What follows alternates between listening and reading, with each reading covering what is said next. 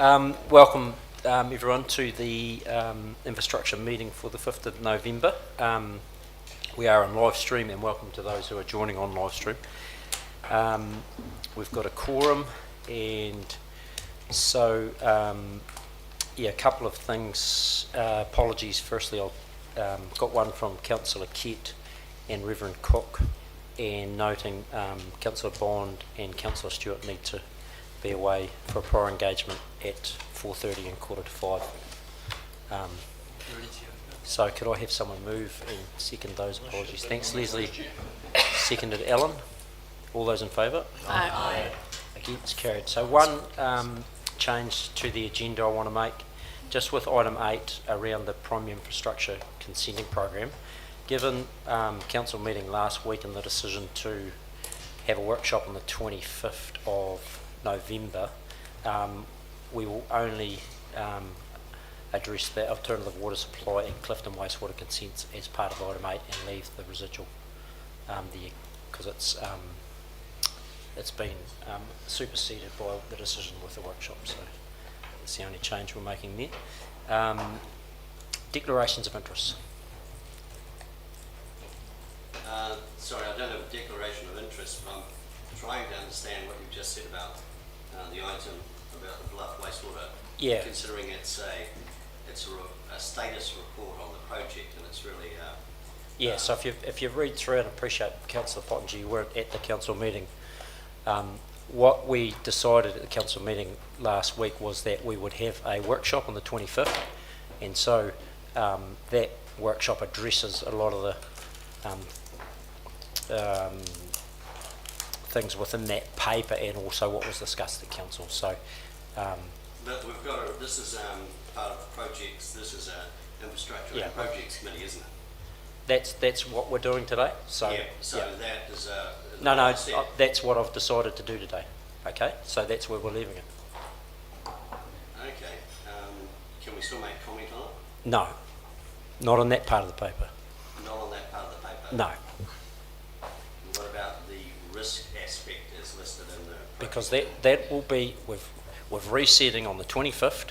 We're having a workshop. We're inviting the stakeholders in, and unfortunately, you weren't at the meeting at the council meeting and the prior infrastructure meeting. So it culminates up to, it's actually how I'd phrase it, yesterday's news. We're working towards the workshop, and that's where we're going to have the discussions and raise all the challenges and issues and opportunities and threats around that. I think, Chair, it might just be helpful to clarify that this report was prepared for the October Project Control Group meeting that was in the middle of the month, and then obviously the council meeting has happened post that, which means that, to the Chair's point, much of this information has now been superseded by what happened at that council meeting and that decision around the workshop. So we haven't gone back and updated that information because we make sure we always put the reports through as they were at the Project Control Group meeting, but a lot of that information has now been superseded. Yeah. So getting back to the point is that the recommendation is to receive, and so there's no decisions obviously being made.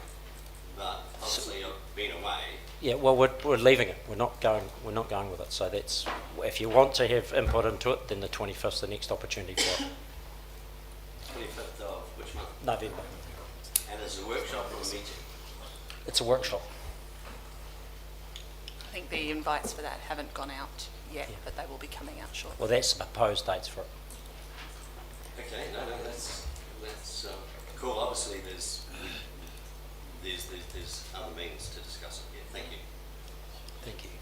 Okay, declarations of interest. You've got Just wanted to raise one issue in relation to the paper that you've put on the table, and it's not discussing the paper itself, but I would like Michael Morris to give us a little bit of advice as we go forward. It seems to me in the cluster of recommendations in that paper, we initially put 4 recommendations, 6 through 9, and that was lost on account, and then we subsequently put them individually, and some support came in, and I just would like to know where the land lies, because several of us chair meetings, that if we put a cluster in for a vote and it is lost, then you can't go back and individually pick through those recommendations. Now, if I haven't got that right, that's okay, but it'd be helpful to know going forward. I think we should have done it the other way around, put them individually before we got to a mass one. So if Mike would like to give us a steer on that, it would be great. So I'm happy to, Mr. Chair, but it may be appropriate that we do that at the time of the minutes. Yeah. Noting that we do have a public forum Yeah. item first. Yeah. But I'm happy to answer that question in that time. Yeah, that's Yep, good. thank Thank you. you. Okay, so no declarations of interest. Okay, public forum, we have some of our citizens from the Southern Blind branch. Caroline, I think, is going to come up and talk with us regarding Wapna Place. Welcome, Caroline.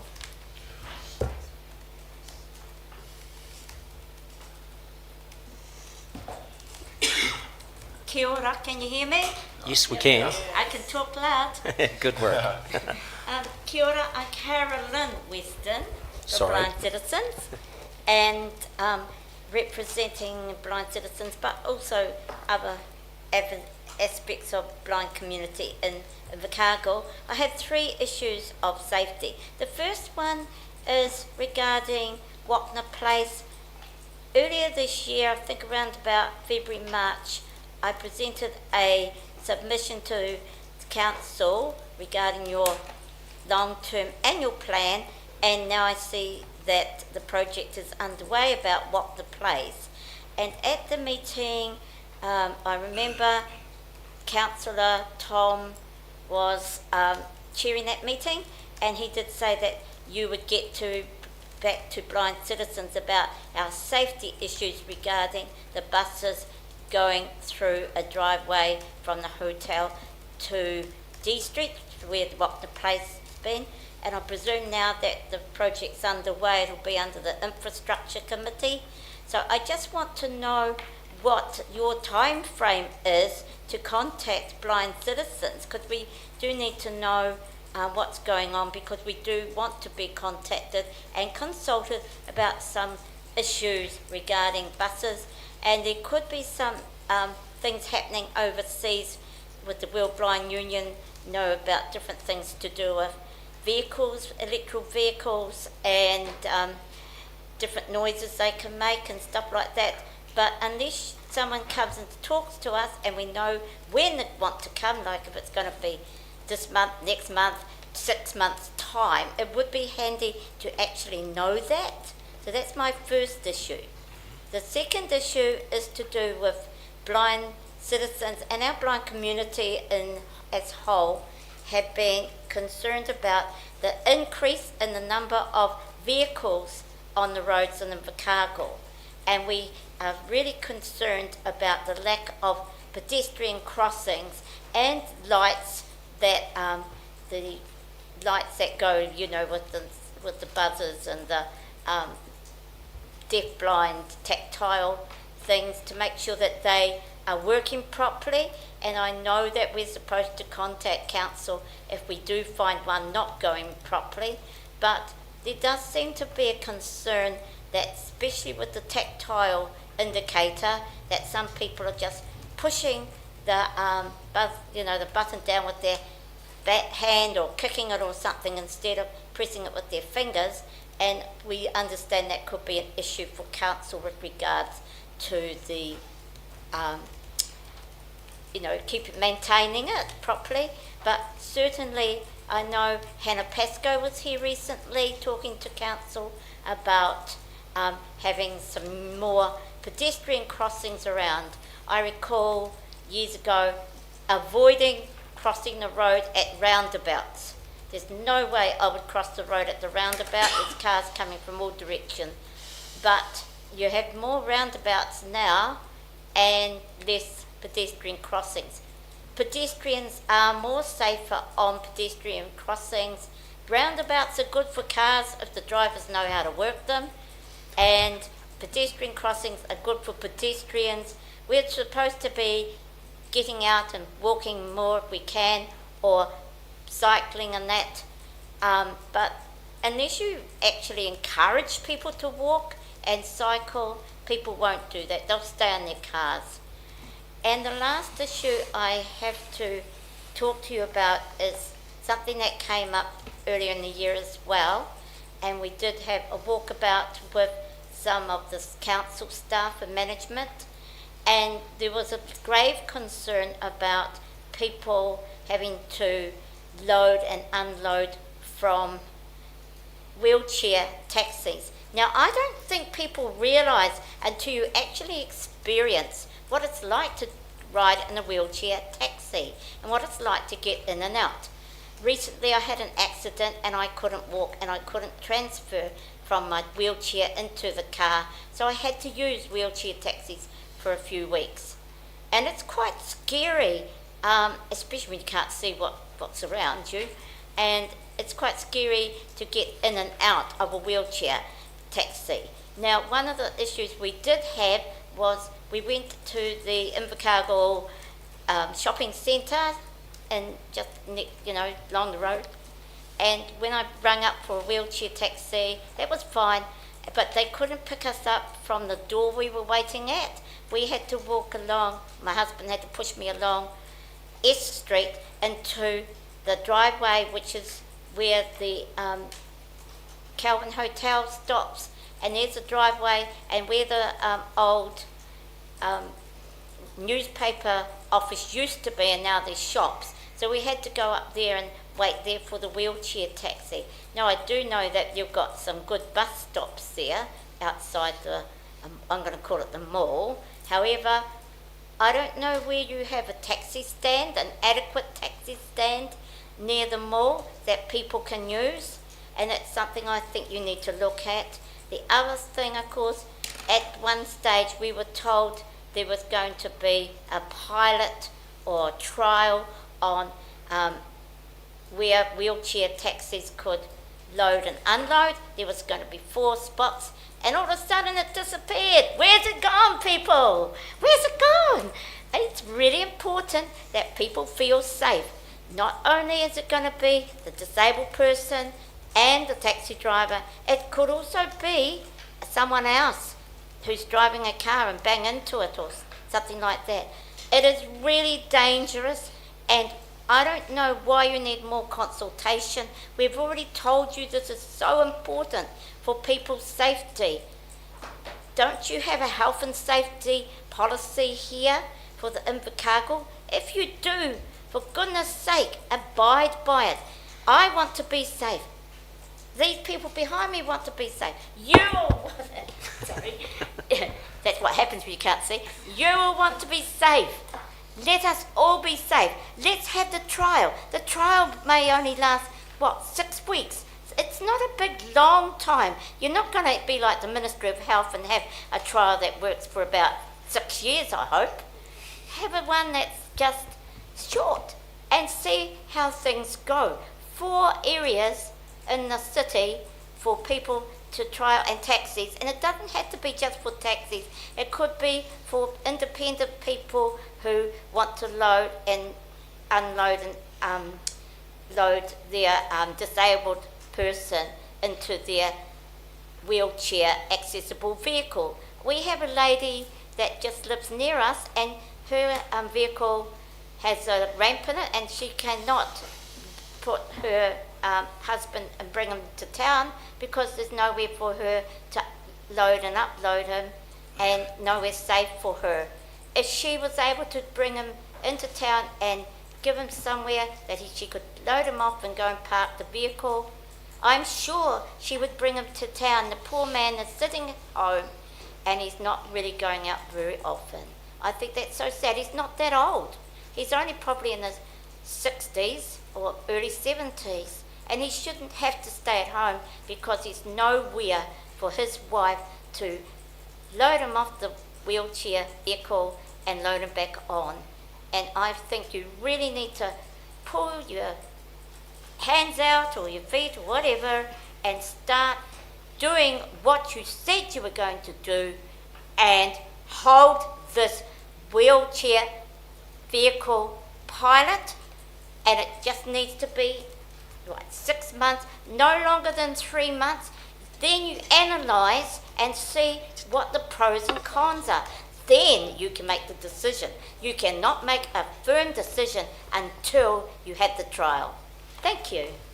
Okay, Carolyn, sorry, thank you for coming to talk. So 4 sort of issues or challenges you've given us. One is, when will council be back to the Blind Foundation Blind citizens, we're not Sorry, blind. blind citizens. We're not blind, low vision NZ, we're blind citizen. Blind citizens is blind people speaking for ourselves, we're an advocacy group. Right. Blind, low vision is our service provider, okay? Righto, the blind citizens about the buses through Wagner Place. Do we have any feedback for that? I can provide an update around that one. As you may be aware, Council isn't directly delivering the Wagner Place project. It is being delivered by an external developer.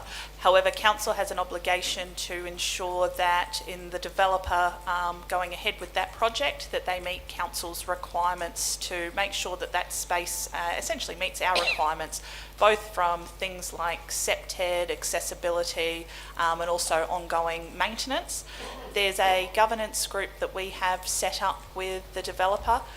We had a meeting with them, it was approximately about 3 weeks ago, and those were some of the things that we were raising in terms of the need to finalise those items before Council signs off a final design.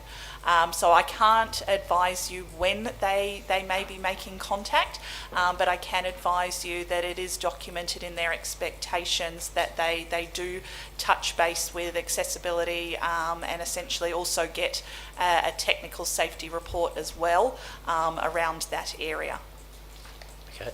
The next one, and I'll go through all 3 and then ask if this councillors want to clarify anything. The tactile signs, more walking and cycling, and then the S Street wheelchair parking thing. Was there anything else councillors wanted to raise? Leslie? Just wanted to ask Carolyn the question of the wheelchair parking. There's the need for a bigger than normal parking space for the wheelchair taxi, that's right, isn't it? Yeah. Yes, not just for the taxis, it's also for any individual that Accessible might have a wheelchair, accessible, ramp or yes, you do need a lot longer, or if it's angle parking, you need, they go out into the room, into the road, so it's probably the cross along beside the footpath, you need a lot longer parking because otherwise there's not enough room to put the hoist out or the ramp, because there's either or, there's 2 different types. Yeah, and Blind Citizens has already discussed the size with council staff. No, sorry, I can't hear you properly. Has Blind Citizens already discussed the necessary size with council staff? No, it's something that we haven't discussed, but it may have been discussed by other people in our disability community. Okay, thank you for that. Yeah, I think do you want to talk to that? Yeah. Councillor Soper, yes, the Disabled United has spoken to that and we gave the measurements. When we did the walkabout, I was part of the walkabout in Invercargill, we actually took a tape measure, and one of your hard-working staff almost died holding one end of the tape measure because she walked out to where we actually needed to go and she's almost clipped by a car. The length is 9 metres. Thank you very When you much. take into consideration the physical length of a vehicle, the ramp and the position of the person in the wheelchair for a rear entry, it's 9 metres. For a side entry, we're looking at 3.5 to 4 metres minimum to be able to get a ramp down and actually load or unload a vehicle. So that's the measurements. We found 4 locations around Invercargill that were deemed the best, because at the moment the wheelchair parks in S Street. If you park a wheelchair vehicle in those parks, you can't get the back door of the vehicle open. It's impossible. So there's actually no physical way to unload a wheelchair vehicle when it's parked in S Street, because you can't get the door open because it's physically too short. So that's, as Carolyn said, it's got to be addressed, because I mean, a couple of you look like you could be getting younger, but most of us are usually getting a little bit older. Just saying. So just sorry, Yeah, on that, so you said there's been 4 locations identified for the... Yeah, Right. Doug was with us on that Oh, yeah. talk. Yeah, and one of them was Gala Street towards where Work and Income is. Yeah. There's a mobility park there, and when we went round, a car had parked behind that, and there was just no way, because we Yeah. actually had a wheelchair vehicle with us that day. Freedom provided one of their vehicles, and so we actually had a vehicle to demonstrate exactly the problem we were dealing with. Cabby, Blue Star, Freedom, Estates and that, all were consulted with regards to what their vehicles needed. Yeah. They were very clear with it. Yeah. And I've actually got a history in the transport industry and driving tour buses, so I do actually know Yeah. what we need. Yeah. But we needed the staff to actually see the reality. It's one thing for us to say 9 metres, it's another thing for people to actually see the actual reality. And so by using that tape measure and the vehicle and measuring physically how long it actually was, I think the staff were actually quite shocked at the length. But so there was Gala Street. Yeah. So you've identified the 4 Yeah, there was staff. 4, and we said, look, if the council felt that those particular locations weren't quite going to work, then pick locations that they thought would work for the trial. And so have you done that? Yes, Okay, so we're... we were then told that, and forgive me, but we got a load of nonsense back, which was that the council needs to consult into the new year. Begging your pardon, no, you don't. It's not rocket science, people. We're not building a rocket to go to the moon. We are simply suggesting doing a trial. It's not that big a deal. I mean, in Christchurch, all they did was they selected particular places, put a couple of concrete bollards out, said it was a trial, and the reason we want to go for a trial is because we want to see if it'll work. If a particular parking spot is nominated and we give it a go, but it's not quite going to work, you haven't lost anything by trying. Yeah. It's not going to cost you anything. It's not a big deal. Yeah, so the message is you want to see some action. I want to see some action. I don't believe you need to consult into the new year, for goodness sake. You've already consulted, it was in the paper. Yeah, we'll take that feedback on board and come back to you. Thank you. Okay. Any questions, Barry? Did you want to? Yeah. Is it possible to unload and load? I've been in a wheelchair before, so I've got my hips done. And you're right, it is scary to get out of those things. But is it possible to use loading zones for that process? They've not really, I mean, is it legal too? Because loading zones are usually, We're not actually allowed to. no, I don't think you can. No, we've had the lovely parking wardens, who are actually very nice people, Yeah. come up and go, don't.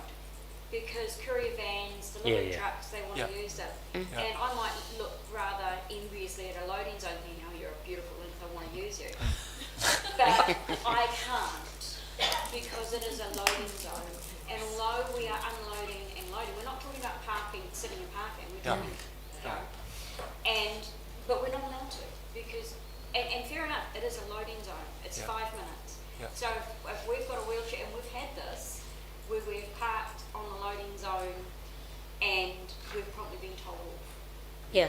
and don't do it because you're going to get a ticket. And we've even had the parking wardens chasing the drivers down the road when they're trying to get a frail person out of their vehicle and the most appalling weather into the library. And the parking warden's following you can't park there, and the driver's saying, look, Yeah. this person is bucketing down, I just want to get inside, just give me a minute. Yeah. Okay, cool. Nobby? Yeah, my question's very similar to do with East Street. I just wondered whether, if you look on the south side of East Street, which is where the entrance to the ICL is, Yeah. and one space further up, there's quite a large piece of space that just sits vacant. And if you're down there on a Friday night, you'll see people pulling into those things to get their takeaways. But whether we can designate one of those as a wheelchair access area, because I mean, we've got the ambulance in there recently. Yeah. So there's quite a bit of free space there. Yeah. I think we've heard the messaging and the staff have too around we need to get some action around Yep. this. So. I think I can provide some Yeah. clarity around that. I think the key piece is that while I appreciate that there's some advocacy groups who are saying we just want this done and we want it done now, there's various different groups that we do need to work with around the timing for it. And so that's where we do need to try to work with what will work best for most, and that is taking us a little bit of time. And we did always propose that the trial would be run in either late 24 or early 25. At the moment it is obviously looking to be 2025, but we do want to make sure that we get it right. Yeah. Cool. Okay. Trish, last one. I'm just thinking about the loading zones. If you're able to use those, would it be 5 minutes that would it be any longer than 5 minutes that you'd be using them? It would depend. It can take 10 minutes to unload a Right. wheelchair. The other problem is those loading zones, we're unloading onto the road. There's no ramping up the footpath. Okay. So that means that the unloaded wheelchair is literally in the road, in the physical traffic. And I can tell you, having done that myself, it is absolutely terrifying having vehicles coming at you, and they are freaking out as well, and potentially crossing the centre line Yeah, well, it's to not take an evasive option, reaction. but As unless you put in curbing, there's just no way it would work. Thank you. It takes quite a long time for the person who's driving the van to come and untie the wheelchair, because it's, tied down to the floor, and also untie the person who's got a seatbelt on, because you might not be able to do that yourself, and then pull the wheelchair out of the van and pull it down or hoist. And it's not a short time. It's surprising how long it can take, and depending on the person's disabilities, if someone's got a quadriplegic, then they're going to need quite a bit of time to get assisted out of the van or into the van. Thank you. Yeah.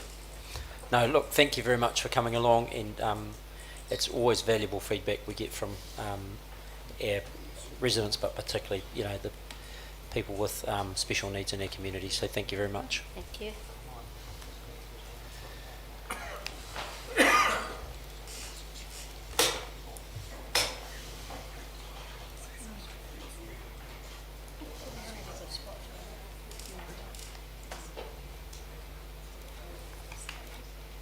Okay, we'll continue on. So next item on the agenda is for the minutes of the Infrastructure and Projects Committee meeting held on the 8th of October. Can I have a mover? Thanks, Darren. Second, Leslie. Discussion?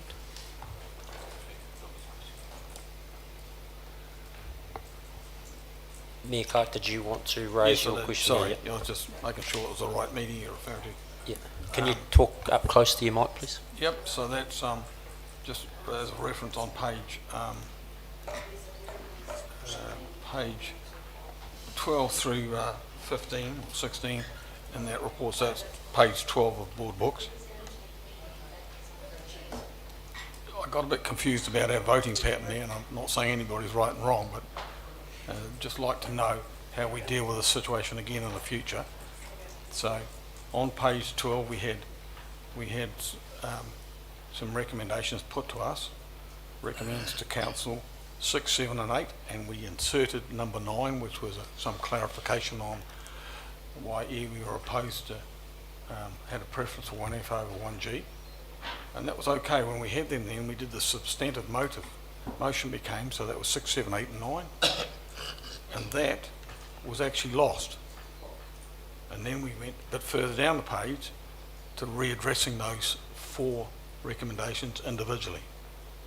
So I just wondered whether we got that right. I'm not trying to change the decision, because we've got everything on the table at the moment, but just, and there'll be people around like Darren and others who have chaired meetings longer than I have, just to get some clarification on if we're going to do them individually, we need to do them before we decide to do them in bulk, not the other way around.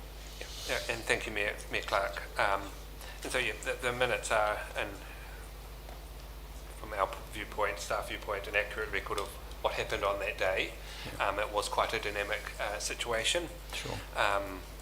And certainly I do absolutely take your point. It is a good reminder for both my team and myself, but also our chairs, of the perils of trying to do a bulk batch of resolutions and motions when there is likely to be something that is contentious, and best practice would indicate that we should do them individually first.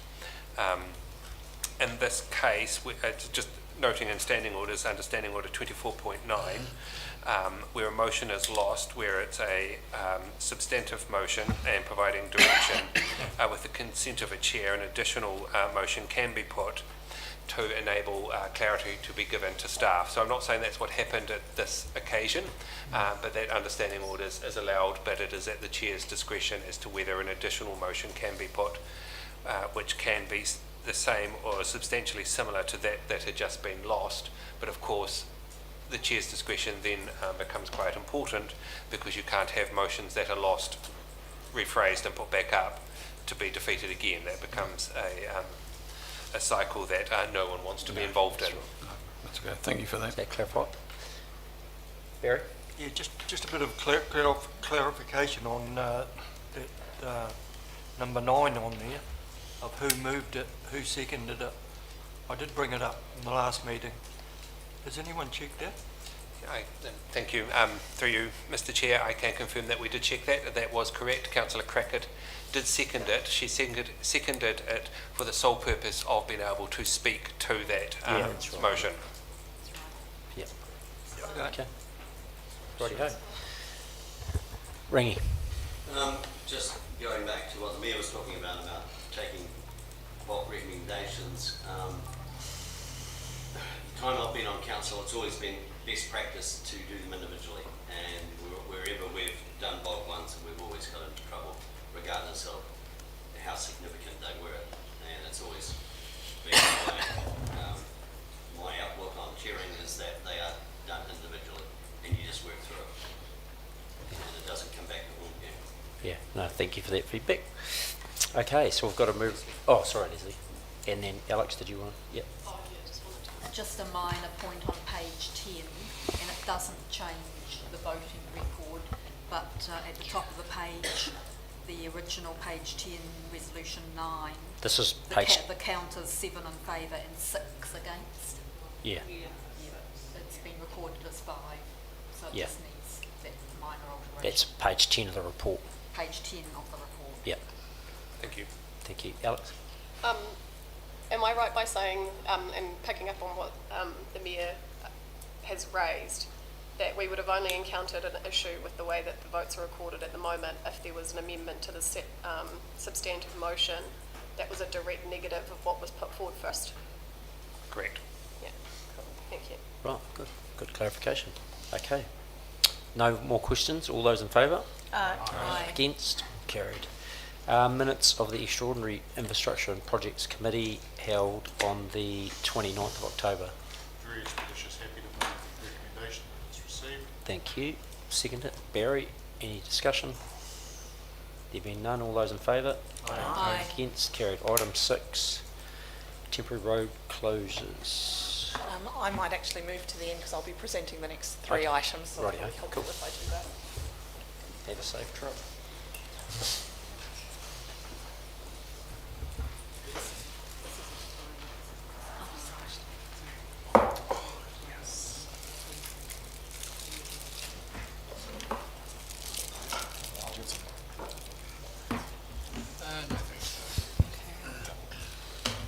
Thank you, Chair.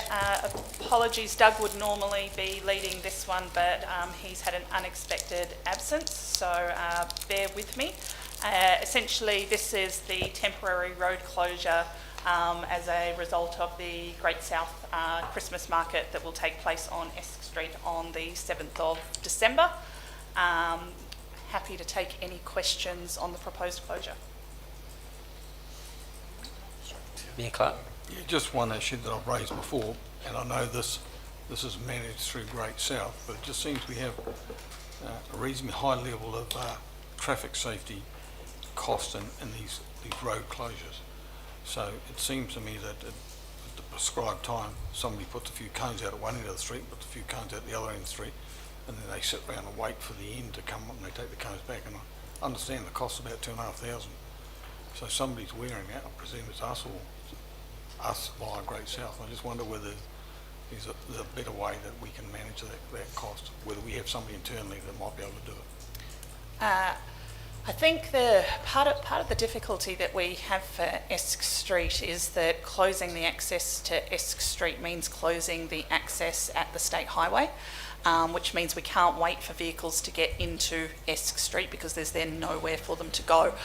So it's around closing off that access from the State Highway, and that's obviously quite a significantly higher traffic management process than it would be for a smaller local road. In terms of whether or not we have somebody internally that could do it, there have been, there's been some recent items where council's asked for guidance around whether we could do more around roundabouts and things like that, and I have questioned whether or not council should look to have its own internal team for some elements of its traffic management.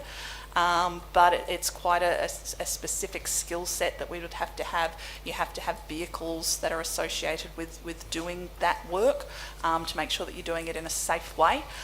So it's something that we could investigate, but initially I'd sort of, gave consideration to it and then sort of discounted it a bit as possibly being a little bit too complicated, as nice as it might be to do. Okay. Darren? Thanks, Chair. From my experience also working with an event in Esk Street, one of the things that we didn't think of that we became aware of through traffic management was making sure that there was emergency services access available as well, which generally comes from the Calvin Street end. So unless you put people through that process and make them think about it, there's stuff that they might not be aware of that affects how they design their event. Plus, there are also businesses out there that do that, so we probably want to be careful about cutting off their income. Okay, any further discussion? Can I get a mover and a second to receive that? Okay. Get that? Okay, all those in favour? Aye. Against? Carried. Three Waters Pipeline Renewals Report. Thank you, Chair. We have had a media inquiry to this effect, but you may have noticed that there are quite a number of sites currently active within the city and therefore quite a number of road cones. I do find myself even getting caught out from time to time when I turn down the wrong street and think, gee whiz, I really should have remembered that. It's terrible when you get caught out by your own traffic management. But look, what we have is a position this year where we're trying really hard to deliver our full program of Three Waters reticulation renewals. In previous years, we have dropped that down. Essentially what we do is, from an asset management perspective, we look at what we need in an ideal world. And then what I've had to do in previous years is actually significantly drop that program back based on what I think we can actually deliver within market capacity. What we have at the moment is a situation where there's quite a lot of work that's been pulled from other councils around the country whilst they're figuring out what they're going to do with their long-term plans, etc., as some of those haven't been settled. And that's left is some market capacity that is available to us in Invercargill at the moment. So we're trying really hard to hit that full program this year. And that means that not only do we have our full engineering design team at full capacity in-house at the moment, we're also utilising most of the design capacity of the local Invercargill market, as well as design capacity out of Wellington as well. But it also means that as we get into the physical parts of those works, there is quite a lot of disruption that is happening for the city at the moment. And we do need to be aware of the fact that there are going to be some significant reseal works being undertaken on the state highway network in the coming months as well. And as we get further information around exact dates on that, we'll be able to bring that through to council. But we would need to ask people for a little bit of patience while we do undergo a reasonably major upgrade works in the city over the coming months. Happy to take questions, Chair. Yep. Tom? Erin, just when you were talking about design work going out to contract, can you just tell me what sort of proportion of design work is done in-house by us? Yeah, absolutely. So normally we would look to do the majority of our work in-house.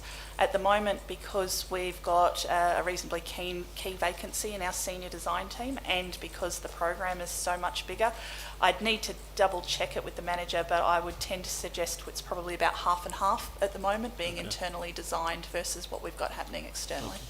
So supplementary. So, Erin, are you saying then that if you were if you were at complement, it would Yeah. be what, 75% in-house or something? Not on a $17.4 million Right. program. What we'd usually account for is approximately a $10 million program we could deliver if we were at full complement within our in-house team. Okay, thank you. Just a question I had around, are there any teething issues with bringing external design in to deal with local contractors around, we don't do it that way in air patch or anything like that? Not so much, because it's also being managed internally within that internal team, who are still doing final checks, etc. around that work. So any of those issues generally we flush out at that point. Are we learning anything? Are we picking up any new ways of doing things? Oh, absolutely.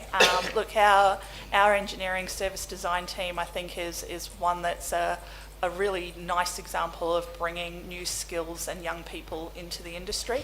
It's not a team where we have a depth of years and years of experience. It's actually one of our teams where we've got the newest number of people. What we do in that renewals program is a like-for-like renewals, so it's not one that requires the most technical capability as it would if we were designing a new pipe for the first time. And so, therefore, yeah, the team are absolutely learning every day. They're learning from each other. They're learning from the externals that they're working with. Good, that's good. Nice. Okay, thank you. Okay. No, can I have a mover and seconder to receive the reports in the dashboard and note the current status? Thanks, Tom, and seconder Barry. All those in favour? Aye. Against? Carried. Okay. 8. So, Erin, just with regard to alternative water and the Clifton wastewater consent update. Absolutely. So, in terms of alternative water, the project continues to track on target for us to be submitting a consent next year for an alternative water supply, provided that all of the testing comes back in the way that we hope that it would. We're actually in the middle of doing testing at the moment, and what we're finding is the abstraction rate, the volume of water that we're actually pulling out of the ground is really positive. So that's essentially a first piece that we're quite happy about. What we're then having to do, though, is to go through a process where essentially we draw water, then we monitor the aquifer to see how it recharges and how quickly the water comes back, then we pull again, then we watch the recharge. So essentially that first piece has been looking really positive. Now we're needing to continue to monitor that recharge factor and whether we can continue to pull water and see that recharge continue in a positive manner. So it's we're getting reasonably close to that quite exciting time where we're going to know whether we've got a go, no-go on this project, which is amazing. Yeah, cool. Yeah, we'll take questions on that one first. Thank you. Alex. Thank you, Mr. Chair. When the water's being drawn up at the moment before treatment, what's it likely to look like? That treatment plant is going to look like? Yeah, so what we've found is, we've got a couple of pieces. We've got the hydrologists who are working around volume of water and how much we can draw out. And then you're right, we've also got the separate piece which are looking at the quality of water and what we would have to do around treatment. At the moment, the quality of water is looking really good, and to be honest, the treatment is probably going to be lower than what we had originally expected.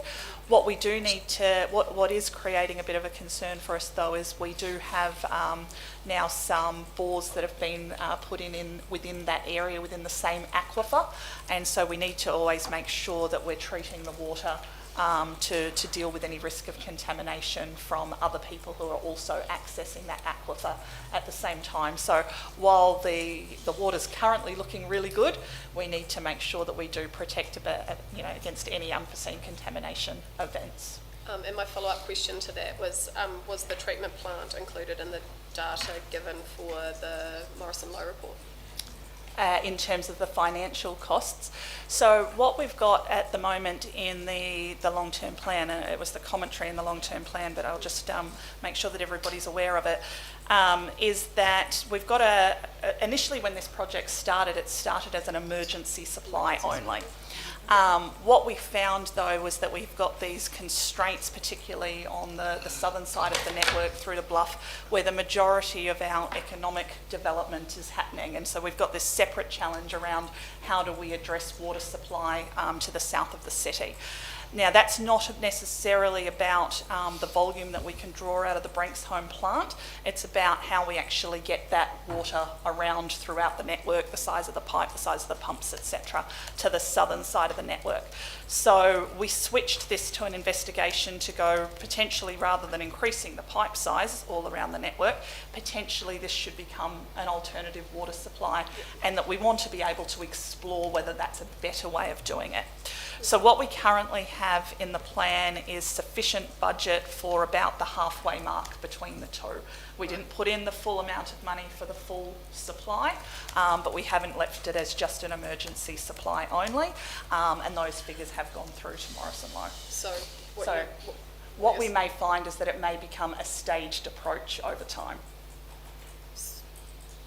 So, in theory, the data that we've put forward for the Morrison Low report is not accurate to what our requirements for that alternative water supply will actually be.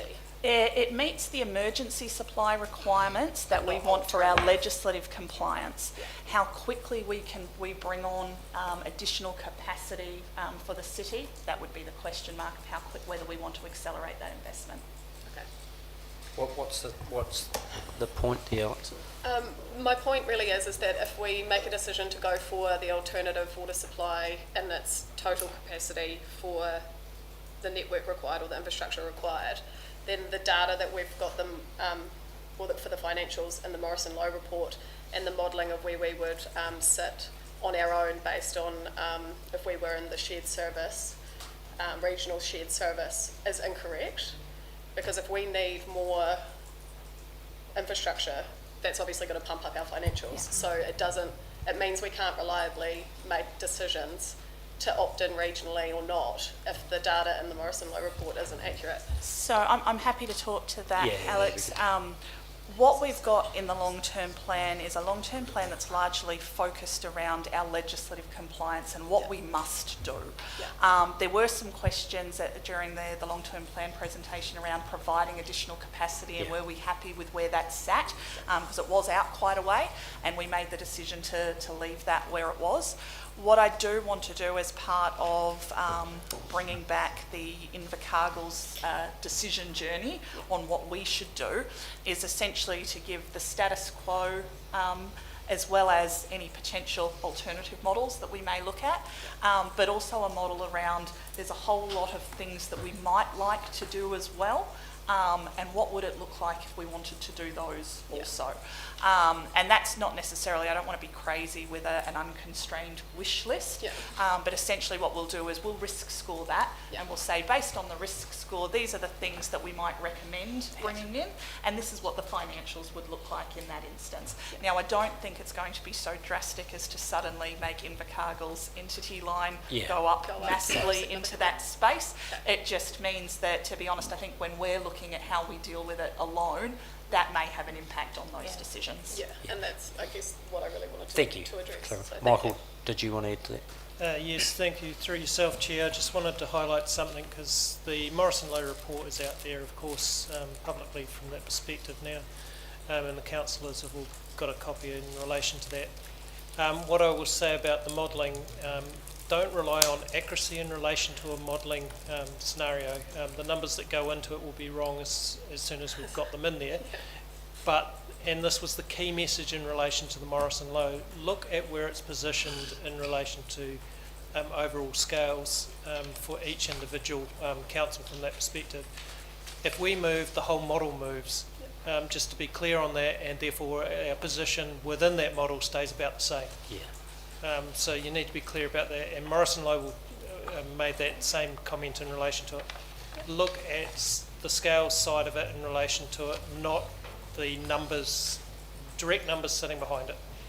Everyone's numbers will be different in the actuals as we move forward, as new standards change, as you make your decisions from council.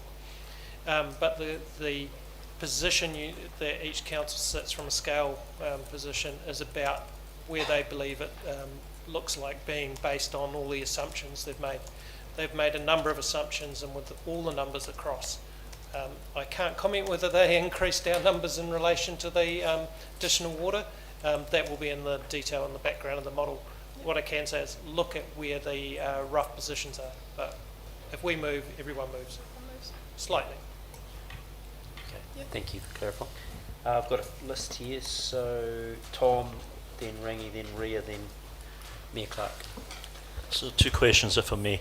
Erin, at the moment you described, we're measuring the flow rate, we're measuring the recharge rate, we're looking at quality. If we find a red flag in any of those, have we got all our eggs in one basket, or is there, No. what happens? No, so this is one of those pieces where there's been quite a lot of work done over the years to look at a lot of different options.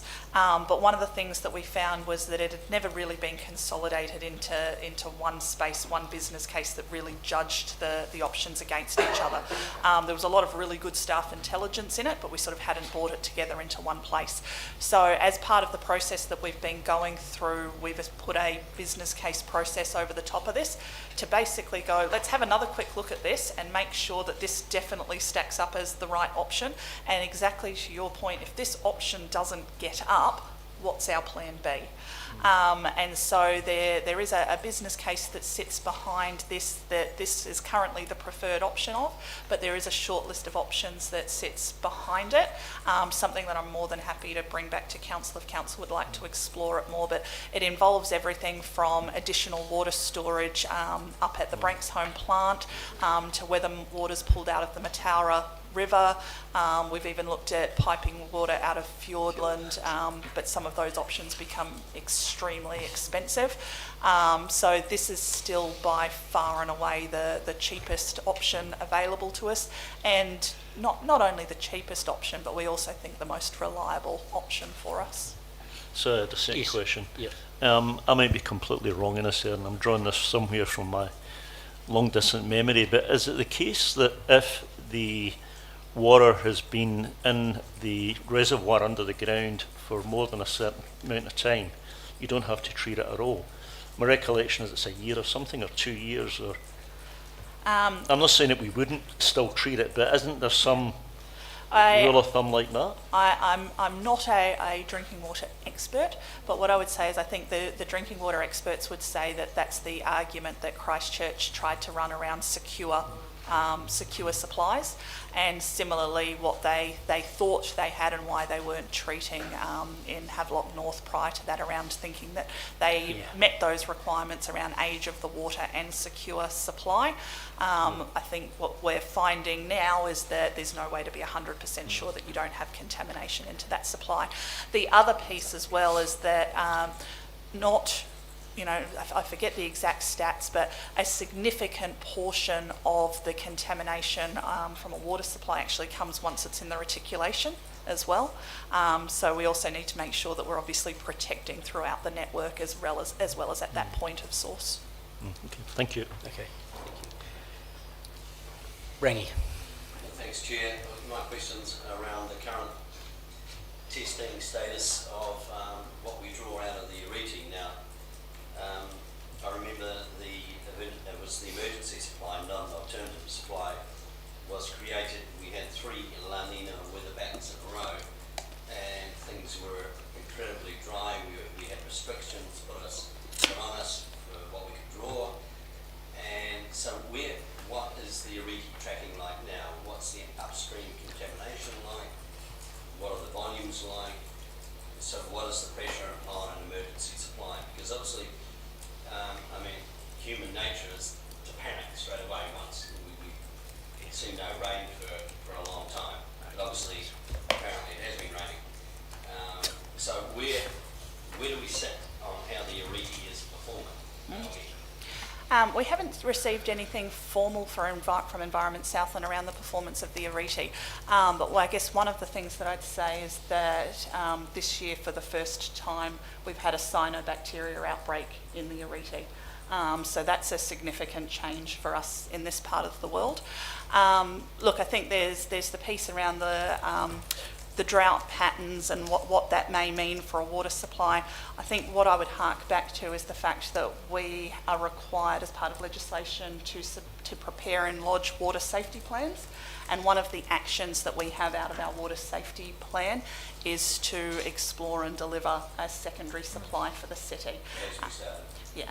Yeah, no, that's fine, as long as that is still Yeah. focused. And look, absolutely. I think while there's definitely benefits to explore in looking at a secondary source for additional capacity in the south of the city, our first priority should always be that secondary emergency source, and we need to make sure we don't lose sight of that.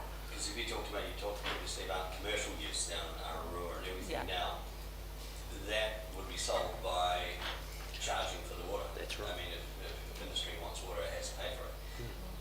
And whereas we don't have that, obviously, Mayor Clarkson was talked about water metering in town, but I think we can hold that up for as long as we can. But industry is completely different. Yeah, I think the difficulty around that is the significant volume of capital infrastructure if we did need to bring a significant supply into the south of the city. You're right, we could charge more to commercial users. We currently already do charge commercial users. We could potentially look to offset the cost of that investment further from that, but it is something that we are already doing. We do already charge for commercial water. Cool. I think the risk over the last wee while has been we're going to run out of wood, not water. Going to run out of which? Wood for building arcs. Ria. Thank you, Mr. Chair. Erin, I just wanted to touch on some commentary you'd made earlier, and you spoke about, well, I interpret it to mean that are we looking at others that are interested in what our bore results are and getting in on that? Is that going to compromise our ability to deliver what we expect to be able to deliver? At the moment, the volumes that are being abstracted by others are very low. Probably our concern is more around how they're managing that supply from a contamination perspective. We have registered that we're investigating this supply with Environment Southland and requested that we be advised of any other requests for consent to take water, but we don't necessarily have to be advised of that. My concern there with that, and I understand what you're saying, is that we're in there doing the hard work, doing the big slog, and yet we're not aware of who else is interested in being in that space too. I think the other piece that I would say is that we are aware of some commercial entities who are also interested in water and trying to decide whether they should establish their own supply. One of the things that we're trying to do is to work proactively with them around if our investment timeline doesn't meet their needs, whether there's the ability to essentially partner from a public-private perspective where they may develop the first early stage of the supply, potentially an untreated supply, provided they design that to a council standard, then they would be able to do that and then vest that across to council. Means that, yes, they wind up still with that upfront capital cost, but if they weren't able to wait for us, they would have that anyway. But also means that then they don't have the ongoing burden of having to maintain it, and from council's perspective, we have the ability to have a greater awareness and control of what's being abstracted from the aquifer. Thank you. Okay, thank you. Mayor Clark. Just to reinforce what Michael said, in relation to the Morrison Low report, if our cost goes up, then the regional costs go up as well. One of the other things to consider is it's all very well to say, well, we'll look at the cost of the alternative water supply, but there's also the issue of how do we deliver it, how do we get that actual piece of work done. And one of the downsides of going into a for argument's sake, out in Otago South and coalition of councils, is that the priority will be Queenstown. It will be parts of central Otago that have massive growth, and South City and Dunedin that's got some climate change issues. And so getting the CCO to invest in Invercargill alternative water supply may be pushed down a little bit. So that's a balancing act. We considered alternative water supplies probably 5-6 years ago, and one of them was Monowai, whether we could pipe water from there to here, but that was about, I think, about $90 million from my recollection. And the other issue at the time was that we weren't required by statute to have an alternative water supply, and I was interested that Erin made the comment that our water plans are asking us to look at secondary supplies now, because one of the things that we face as a city is all the other 16 cities in the country that are larger than us have all got an alternative supply, and we don't have. So that puts us at risk that if the Arete is ever contaminated or Branksome can't operate for some reason, we've got about 3 days, and then we're in a serious problem. So just wanted to reflect on that. I think that's a good point made by the Mayor as well, that it's not only a drought event that could impact the Branksome supply, it's also that if we have a significant contamination event, a diesel spill, something like that into that water source that doesn't clear, that also could implicate us in a big way. Okay. Erin, when will we next hear about alternative water? When are you next coming back to us, or what? So we bring this report back every other month. Right, So okay. we'll be back the month after next. Okay. So And by that stage, Yeah. we are a couple of weeks behind where we'd like to be, but I expect we'll be in a position to give a significant update around how that redraw abstraction work has resulted at that meeting. Yeah, okay. And at that point and we may not be at that point, but, they're flagged interest by commercial partners. When will we have visibility of any potential increase in demand from commercial partners? Or do we already have it? We definitely have commercial entities who've come and had meetings with us around looking for additional water that they could access, and when would we essentially have some to supply them with. And whether or not they then decide to go and do their own thing or not, we're trying to essentially keep those lines of communication with them open. Yeah. And are they coming back to us, around volume that they need and that sort of thing, or is it just, hey, we're interested? It all depends. Some are high level. Some of them are giving us quite high level volumes. Some are giving applications for very specific volumes that they require.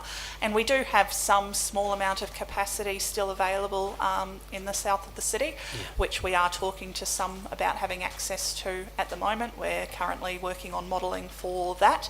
It's just means that we're going to be very light once we allocate the last of that. And there is going to be obviously a bit of a gap before this supply potentially comes online if we do decide to go with it as a full alternative supply.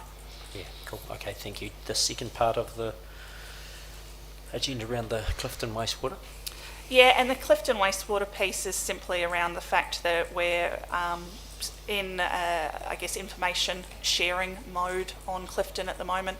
We've had some meetings with the Regional Council and NIWA around what science they have particularly on the estuary. And we're starting to frame up that plan of what we need to do. The intention's to kick on into this one in a big way next year. And what I'm conscious of is that this is a project that's likely to require us to undertake testing for some amount of seasons in terms of building that case for a consent. So we need to be quite early aware of what we might need in that space, otherwise we'll run out of time to do that testing, particularly if it's required over a couple of years' time. So if we get told once we start the process that you're a little bit early and you can stand down for a little while, then we'll do that. But we definitely don't want to find that we've started too late. So testing in regards to what? So testing with regard to any additional monitoring we need to do of the estuary over and above what we are currently doing as part of our consent conditions. Okay. Yeah. And so that's directed by ES, is it? And no, it would be what National we standards. might be recommended to do to form our case of impact on the estuary. Right, okay. Righty-ho, thank you. Any questions regarding Clifton? Okay, good discussion, thank you. So I need a mover and a seconder, please, to receive the reports. Thanks, Ria and Alex. Second. All those in favour? Aye. Against? Carried. Right, that brings us to the conclusion, the public portion. So we're moving to public excluded.